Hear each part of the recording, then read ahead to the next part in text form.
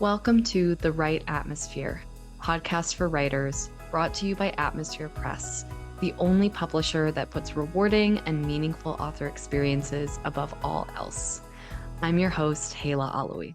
On this episode, we're going to be tackling the question, how do I put together a good submission to a literary journal?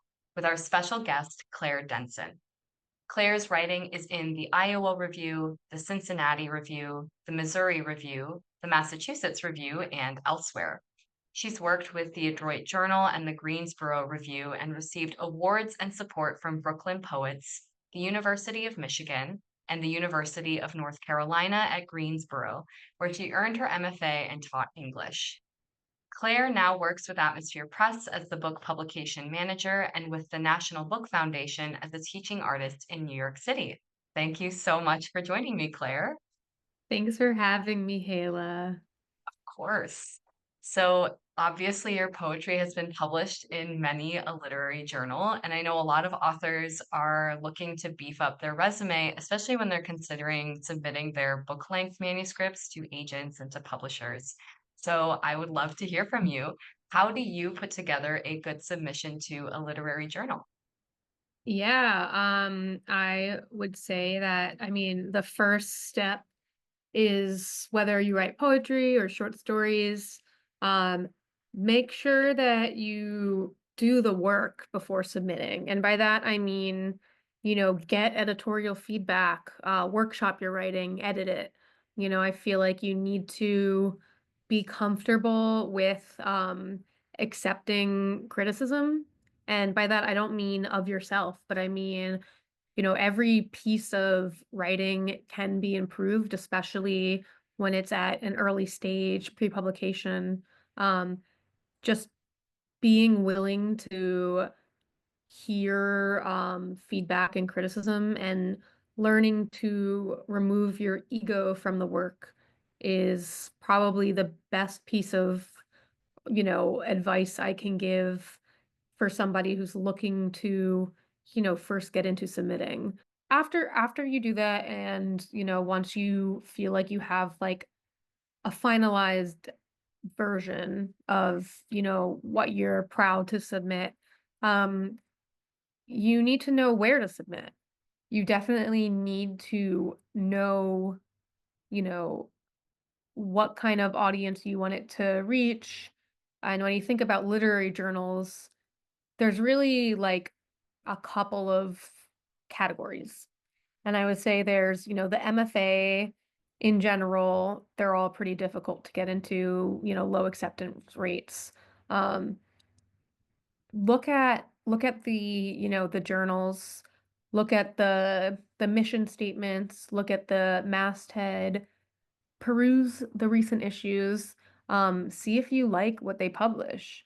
You'll definitely, the thing is, if you don't like what they publish, then first of all, why would you want to be in their pages? Second of all, maybe your style is just different from their style. Um, so you don't want to waste your time on like submission fees, if it's just not a good fit and you can recognize that.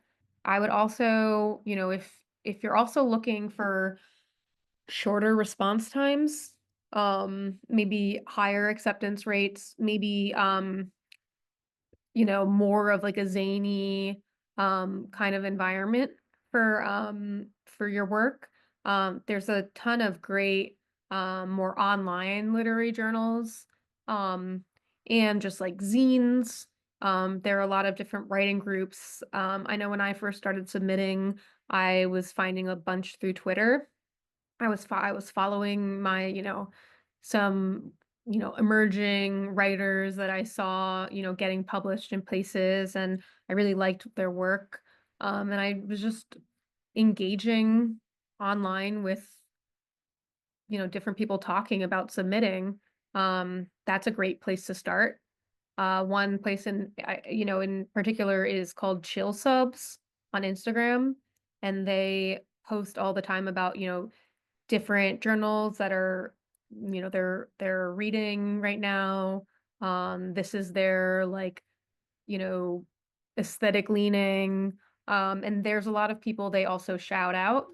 So you can, check out those journals and editors that they talk about, and then you can sort of start to understand, where you might want to submit, um, what you want to be affiliated with. One of the best places to look for journals to submit is go to your favorite book on your nightstand, your favorite contemporary novel or book of poems or short stories, and go to the back of the book, go to the notes and acknowledgments sections, the bio.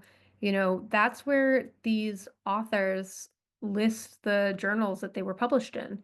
They might say, these poems first appeared in, and then they might give a list of journals you've heard of, and then they might also include some that you've never heard of, and then you might go and check those out and find out, wow, this is like a really cool. Maybe it's DIY, maybe it's, hip or in some way that you might not have heard of it, but it's like those who know, that kind of thing. Yeah, I found a lot of like cool places just because I just find that like people who support um the poets I love, they tend to be pretty cool. So it's definitely exciting to like submit your work to a range, and it's also it's whatever you're looking for. Personally, I like both. I like to submit to, challenging places. I like to be ambitious. I also like to be in like a very curated taste, good company, kind of DIY thing. Yeah, inspiration can really come from a ton of different places. And I especially love that you mentioned looking in the back of the book, Hmm. because I do that every time. Yeah. Especially like when I really like a book, especially that's the first thing I check for in the author bio or in the acknowledgments, and then I immediately go look at those journals. Yeah. Um, so I think I mean, all of these are fantastic tips for, how to find places, because I think for a lot of people that's half the battle, especially, Yeah. when it's like picking a journal that's a good fit for your writing and not just a well-known name. Yeah, well, you can totally get lost in like submission fees and just like, I mean, if you're not really investigating the journal that you're submitting to, you might like make a mistake. Like you might just be wasting your time. Like some journals, some editors don't like profanity. Maybe you don't want to submit there if you have, raunchy stories or whatever. But like you'll never really know that if you don't like engage with their work. Other than that, like the a lot of people stress about cover letters. I would say you can only really hurt yourself with cover letters with like giving too much information, saying too much, anything inappropriate. I would say the best thing you can do is just keep it short and simple. Um, you don't want someone to like love your work, but hate something you said in your cover letter enough to reject you. Simple is best for that. Yeah, just I would say the main thing you need is to present the best work you have.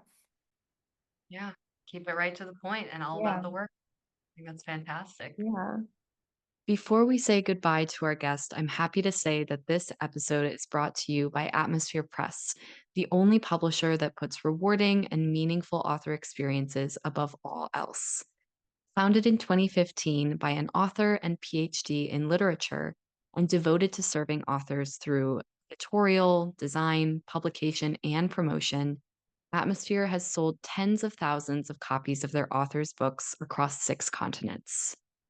Visit atmospherepress.com to sign up for Atmosphere's newsletter, The Launchpad, and to learn about submission opportunities, event news, and free book, publicity, and writing residency giveaways. Well, thank you so much for coming on the show, Claire. This was such a great way to learn more about literary journal submissions. You had so many great tips and advice. I feel like there's so much just like actionable points to like work off of here. So I think that's great. Great. So Yeah, thank you very much. And to close us out, if our listeners want to learn more about you and what you do, where can they find more about you? Yeah, you can visit my website, just my name.com, clairedenson.com. Uh, you'll see how it's spelled when this episode comes out. Absolutely. Well, thank you so much again, Claire, Thank and thank you. you to everybody for tuning in. Thank you so much for joining us on this episode of The Right Atmosphere, the Advice for Writers podcast. If you liked what you heard, please leave a review and share this podcast with the writers in your life. And if you're ready to take the next step in your publication journey, visit atmospherepress.com to submit your manuscript for publication consideration or to learn more about writing and what it is that we do. I'm Hala. Thanks for listening, and I'll catch you in the next episode.